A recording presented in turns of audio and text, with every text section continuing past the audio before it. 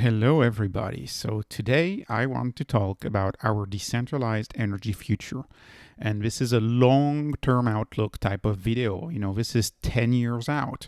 This is my view of where we are headed with energy 10 years out. And that's related, obviously, to my investments in both Tesla and Enphase. And, I grow more bullish and more bullish on Enphase as time goes because that solar energy future is becoming more and more clear. But there is one important feature in solar energy, which is it's decentralized energy, and it's very different from the more traditional type of centralized energy that we've had so far. So let me go back to the beginning.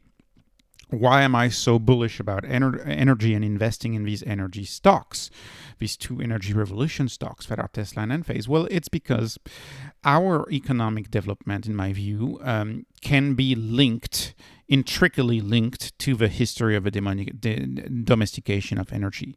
And it all started with labor, biological labor, whether it's human labor, animal labor, and then this led to agriculture and, moving from being nomads to being cultivators of the land. And that was mostly based on human and animal labor, right? Humans quickly figured out they should use animals for their labor, same for transportation with horses.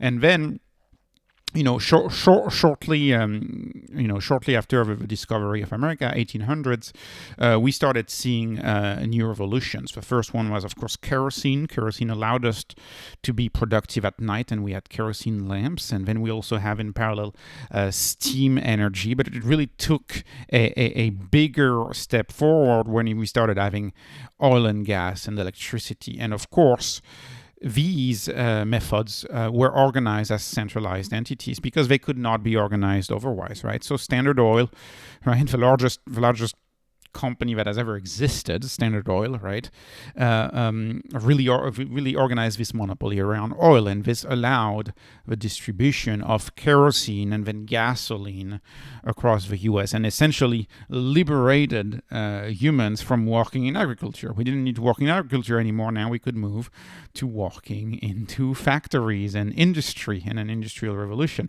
And in parallel, of course, shortly after, we had the electric revolution with Edison and Tesla and all these were on the electrification of the country. This was all at the turn of the 20th century, right? Late 1800s, early 1900s. Tremendous revolution, but this revolution was centralized.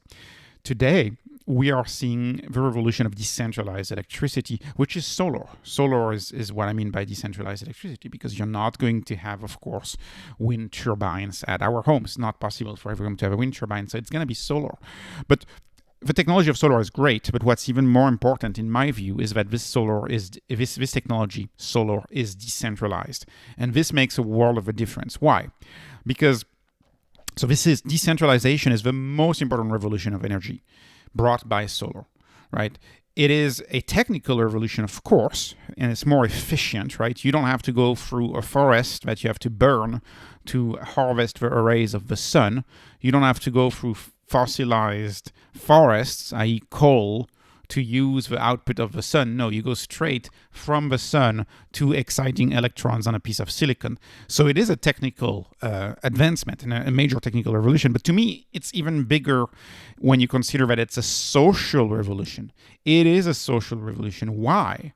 Because since it's decentralized, we don't have rent-seeking enterprises who want to increase their prices every year and whose investments are dictated by how much they'll be able to raise utility bills. We know utility companies invest in expensive capex projects of all sorts because they can increase the bills with the magnitude of the capex that they take on, and they add a margin on top of that. So these rent-seeking bureaucracies, enterprises, are one reason why cheap energy cannot exist. Cheap energy cannot exist as long as you have people who are trying to make money off of the back of energy.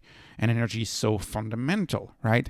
And also, bloated bureaucracies. And this is one and the same. Because we have bloated bureaucracies, we have not had abundant energy. We have not been able to experience this world of abundant energy because of these bloated democracies, right? The best example is, for example, OPEC Plus. What has been OPEC trying to do for 40 years? What is OPEC's main goal for 40 plus years? It's to reduce the output of energy in order to increase prices.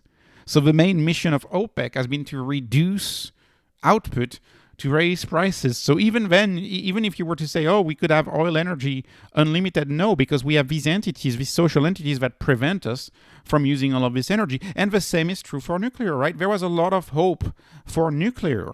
But in the 80s, when you started having some issues here and there for nuclear, we implemented regulations that were so stringent that you could not move forward with nuclear, which is why I'm always wary of fusion and nuclear, because I don't think regulation is going to move at a pace where you allow it. And even then, even if you were to not have rent-seeking enterprises and you were not have bureaucracies regulating centralized electricity, even then, you would have a problem of conducting that electricity, because we don't have superconductors, right? So you have a problem of efficiency when you move electricity, which this problem can't be solved as long as we don't have superconductor. It's not practical, possible, economical to make electricity in California and send it to the middle of the USA. It doesn't work like this, right? Electricity does not travel this far. It loses tremendous amount of power over long distances. So we have a technical issue and we have a social issue, which is why centralized oil and gas, centralized electricity got us this far. We have a technology that is revolutionary in solar, in that it is highly inexpensive. It's the cheapest energy we can have. It's highly inexpensive, but it's not the first abundant source of energy that we've had. However, it is the first decentralized, abundant source of energy. And I think decentralized is the key word, here as to why we're going to see so many revolutions because of solar. Because it's just a solar panel. Right? You just put a solar panel on your roof or in your yard. That's it. That is all it is. And essentially is at the core of everything we do. Right? Everything we produce uses energy as its main input. And I dare you to find a lot of products that are still made solely by human labor or animal labor today. The bulk of these products are made by energy that we harvest, right? Unlocking abundant energy means that a deflationary world is coming. One where more and more things are free. Because all of a sudden, the main input in the economy is demonetized and is left free. Free to do whatever it wants, right? It's left free to just outcompete every single other source of energy. That's why we'll see in a second why solar energy is so cheap and is becoming ever cheaper. Because it's not even a mechanical part. It's just a piece of glass the size of a piece of plywood. It can't really, harm or hurt anybody. It's just a piece of plywood, just like a piece of plywood, except it produces electricity, which is outstanding, right? And producing solar panels and batteries is not the same as producing electricity. This is also an important fallacy that you hear all the time when you see this. Oh, it costs as much to produce a solar panel. It hurts the environment to produce a solar panel. Well, even if I were to agree to this premise, once a solar panel is produced, it stays on your roof for 50 plus years. The only reason why we can't say 50 plus years is because the very first solar panels started emerging 50 plus years ago. But they still make power, right? We have 25-year warranty, but we know full well that these panels are going to stay on our roofs much longer than 25 years. We're producing a stock which will then in turn produce a flow that is electricity. So the revolution that we're going through is largely a one-time thing. And once we have this capacity installed, we will have this decentralized, abundant energy future. So there is a revolution brewing in the energy sector, and that's why I'm so happy to invest in it.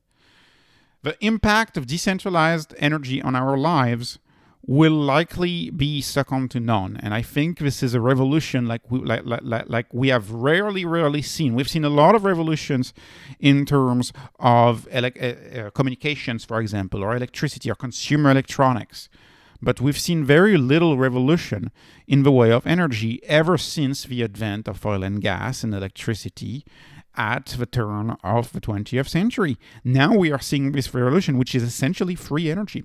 And this is going to impact every company and every household producing their own energy, because solar costs are nearing the cost of plywood. And this is not a joke. This research of mine was triggered by Tony Seba. Tony Seba famously said that in Australia, he had an Australian example, and he famously said that in Australia, solar was cheaper than structural plywood. Well, this happened to us in the US 2 years ago when you were looking at lumber prices in the US 2 years ago. Now, it's not the case because lumber went way back down. So this is the relationship right now between solar, the cost of solar, and the cost of plywood, right? That's the relationship right now. So plywood, structural plywood today is going to be $48 for a 4x8. And the equivalent, if you go on Alibaba, right, and you look at a mass supplier of solar panel, and you look per watt, and you look at the size of the panel, a panel like this in China costs $65. So $65 for a panel like this, 410 watt panel, right? A little weak of a panel for today, but nonetheless, $65, $48 for structural plywood. And of course, the cost of lumber has been more than halved. But if you compared here, you had this lumber, this structural plywood would be more expensive than solar panels. Now, here's the thing about solar panels. They get cheaper and cheaper every year. And they keep getting cheaper. And so, in my view, yes, panels are going to remain cheaper than structural plywood in the foreseeable future, even though we see some friction and some fluctuations here and there year after year, depending on the cost of lumber. But if you have solar panels that are so cheap, if it costs $5,000 to cover your roof with more solar panels that you couldn't know what to do with, you don't know what to do with all of this power, we can see how big this revolution is going to be. This is the cheapest energy if you use the levelized cost of energy. It is the cheapest cost of energy if you include the cost of creating that power plant. So anyways, I wanted to emphasize that as to why that revolution is going to happen, because energy is so cheap. Because energy is becoming so cheap. And by the way, with the efficiency of solar panels today, each roof on a single family house has 7 to 9 times enough space for powering your household. And again, that's research from Tony Seba right there. You can look at his video. 7 to 9 times, right? But here's another thing. It doesn't include walls. You could cover walls with solar panels. In fact, I've seen many modern homes that have very nice designs outside where I would have no problem seeing black arrays of solar panels on walls, right? It doesn't make that much of a difference. The sun always is going to hit the wall or the roof at an angle, and if you agree to the loss of efficiency because of the angle, you can make your home even more powerful by putting solar panels on your walls, right? So we're going to see an important way in how homes are constructed because of the cheap cost of solar panels. And let me move on to another very point. What do we mean by centralized energy future? Why is this going to greatly impact every company, every household? Why is this to greatly impact? Because today, and this is just the beginning, today solar energy is sold as this, you're going to eliminate your electric bill. Eliminate your electric bill. Right? That's today. That's the narrative today. And so today, people will put solar panels, $25,000, $30,000, and they will eliminate between $2,000 and $5,000 of electric bill, depending on where they live, right? Depending on the sun, depending on where they live, depending on the type of battery they get, etc. That's what they will eliminate. And that's the main selling point. And I think that's overlooking the big picture. We are forgetting about the big picture, which is there will be an incentive for homeowners to greatly expand the size of these solar panels, because that's the first order consequence of solar energy, is that you eliminate your electric bill. That's number one. But then there's other consequences. Like another consequences is, of course, free transportation. You charge your electric vehicles at home, in which case that electric vehicle becomes free to drive. It becomes free to drive. Major revolution. That means that the revolution of energy in our homes also is creating free transportation. That revolution. Then what else do you have with spare energy? Have you ever looked at GPUs? How much power GPUs use? Computers use a lot of energy.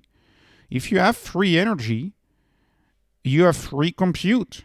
And you can sell that compute to whatever organization you want. And there's many organizations which today will buy your compute for factoring prime numbers, for example. A lot of crypto projects will pay you for extra compute because these crypto projects seek decentralized computing. And of course, the biggest case of compute is Bitcoin mining, right? Could we imagine a future where everybody has a Bitcoin miner? And here's a provocative thought for Bitcoin mining. It doesn't matter how old your Bitcoin mining equipment is. It doesn't matter. Like as long let me make sense of this. If energy is free, and if energy is paid for by another endeavor, i.e., you are putting solar panels on your roof not because you want to mine Bitcoin. You're putting solar panels on your roof because you want to get all of the benefits of abundance. Then, if it is free, it doesn't matter how inefficient the Bitcoin miner is that you're running, because your cost to run that Bitcoin miner is essentially zero.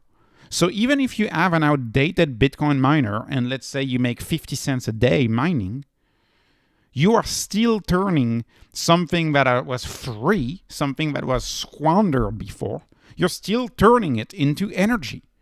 So Bitcoin mining is absolutely a wonderful use for that free excess energy, right? And you could just have a bunch of Bitcoin miners, right? And if one day it's too sunny and you have all of your uses for energy and you're not reselling into the grid, you can divert that energy to your Bitcoin miner and just secure the network, process transactions. Right? And I think we're going to have many, many more uses like this of compute. Compute uses a lot of energy. AI uses a lot of energy. And compute or AI is not limited by transporting electricity, because transporting electricity from everybody's homes to data centers subjects us to tremendous efficiency losses. But we don't have efficiency losses when we just process information, because information is moved through optic fiber, right? And we have no losses when we move information from optic fiber. So it makes sense for compute to be decentralized.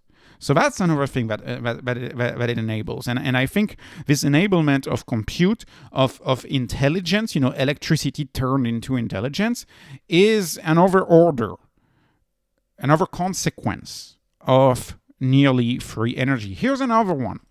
Free food and free water, which is one that I'm personally very excited about, right? I love these companies that allow you to create water with a device that looks just like an AC. It just looks like an AC machine, and it creates water out of air. It takes air, takes the humidity out of the air, and turns that humidity into water, drinkable water, right? Now, of course, if you live in a world where energy is rent-seeked, where the cost of energy is dependent on a cartel who's saying you can't produce that much energy, or where the cost of energy is dependent on nuclear regulation that says you can't build a nuclear plant, of course it's uneconomical.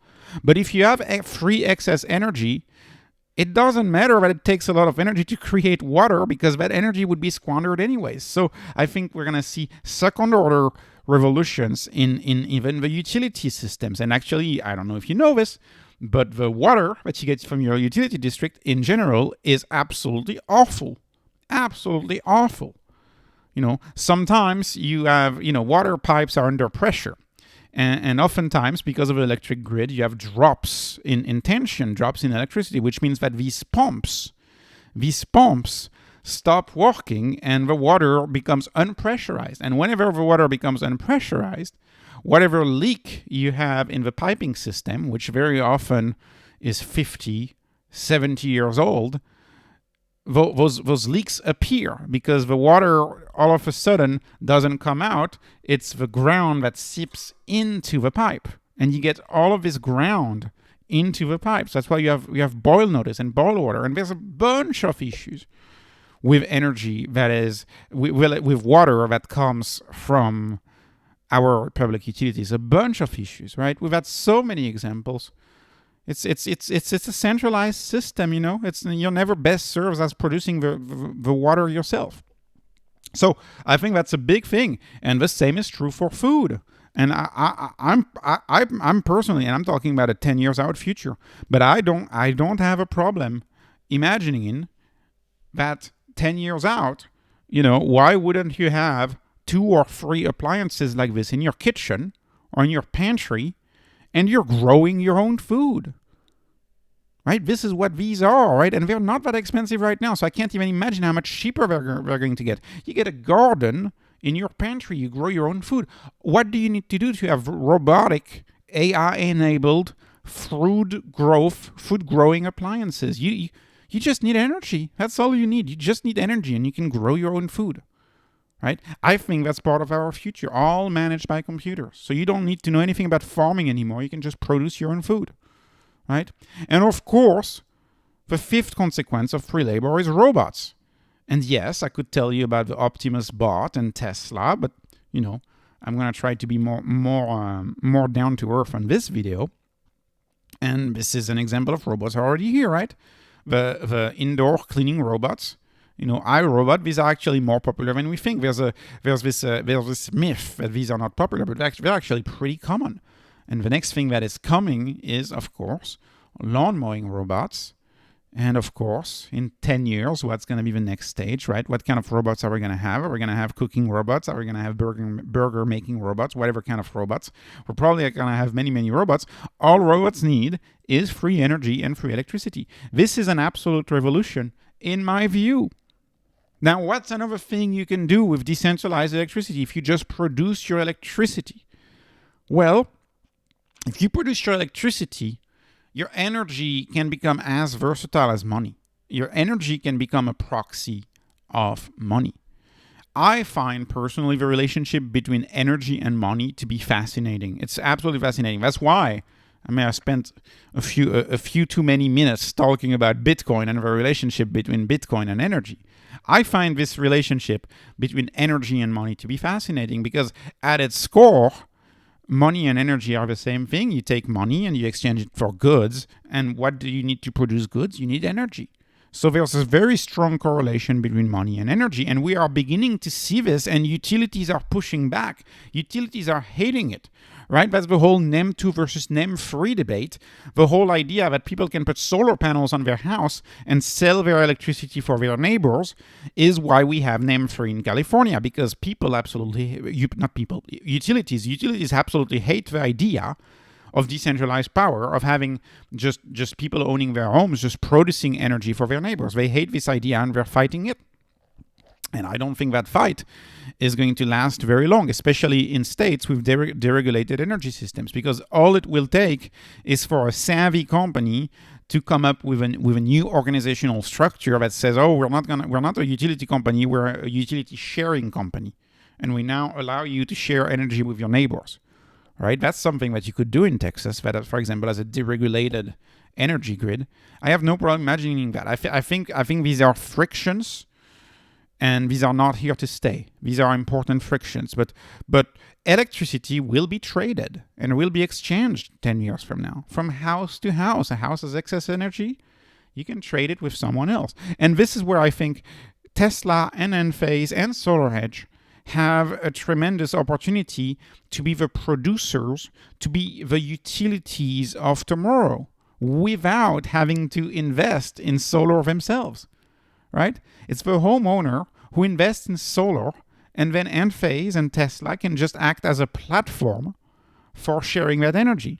A little bit like Airbnb does not build hotels, does not build resorts. They use someone else's money, someone else's resorts, and they're just a layer on which accommodations are traded.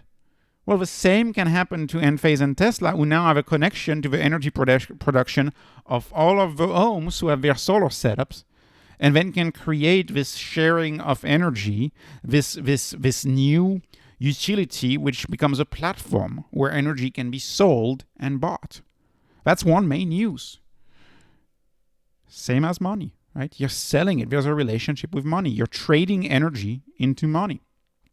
Right? Or in the case of everything I've said here, from charging your EV to creating water, you're trading energy into something that you would have spent money on in the past. And we'll see this as implications for GDP too. Here's another thing, which I think is absolutely stunning, is that will you be able to save electricity for the future? Saving electricity for the future. And this is the video I made 2 weeks ago, which I think is absolutely interesting to me, is I went through this very, very basic calculation that if we think that every single car in the United States is going to be electric, it's very likely that we will have a national battery, right? Of, in the case of the United States, 290 million battery packs. Right, which has this number which cannot be pronounced. But anyways, this number right here, 23,200 gigawatts, is 2 orders of magnitude, 100 times more storage of energy. A park, an EV park, our EV park, if all cars become electric, will be 100 times more. Will have 100 times more storage capacity than all dams in the United States right now. And the United States is one of the countries with the best dam system in the world. We'll have 100 times more capacity. And that's not including trucks. And that's not including the likely tripling in battery capacity within the next 10 years. Not including that. So if you include this, is it going to be 500x? Are we going to be able to store 500x times more energy in this thing that I'm calling the national battery than in the past? And is this going to be a world where simply all of our cars will be charged to the level of a national battery, which you could have in the summer, a park of energy, like all of EVs in the US in the summer could be charged at 80% in general, and then in the winter they could be charged at 60%, for example. Right? Or if you've had a good season, a good summer, and a good winter, then maybe that year of a national battery state of all of the batteries in the US are charged 90% on average. Right? It's like once you have this capacity, you can store this energy just like the Strategic Petroleum Reserve. The Strategic Petroleum Reserve that the US built, right, mostly in Louisiana, with this giant reserve of oil, which is a mind-boggling amount of oil. I mean, it's stunning that they've built this SPR. I really recommend looking into it. The numbers are mind-boggling, right? But if the U.S. is able to control prices, to absolutely influence gas prices based on how much oil they have stored, which is stunning, when they did this in the 70s. You could have a similar thing with a battery, and you could have a national battery, and then it calls for the question, right? Maybe if you have too much power, you contribute to the national battery, right? And you contribute to charging the battery park of cars in the US. You contribute to charging it. And then maybe you buy from it. So this national battery park could serve as a savings account, a savings account of energy, in the form of energy. So the relationship between energy and money, in my view, is absolutely fascinating. I am fascinated by this.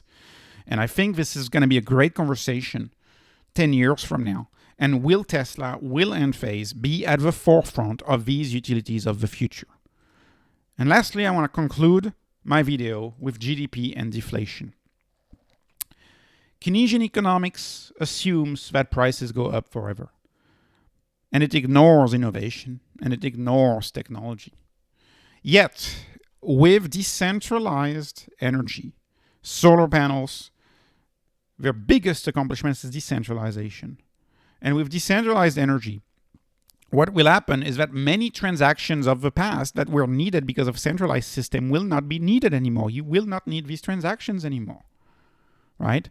Things like paying your lawn guy, paying your utility bill, weekly tanks of gas at the local gas station, all of these will disappear, which means that they won't show up in the GDP. The velocity of money as it relates to energy, that velocity will slow down. The money won't change hands as much, right? This is a big deal. Every time someone puts solar panels on a roof, they are making that transaction of them buying electricity in the past, they're making that transaction entirely disappear from the GDP.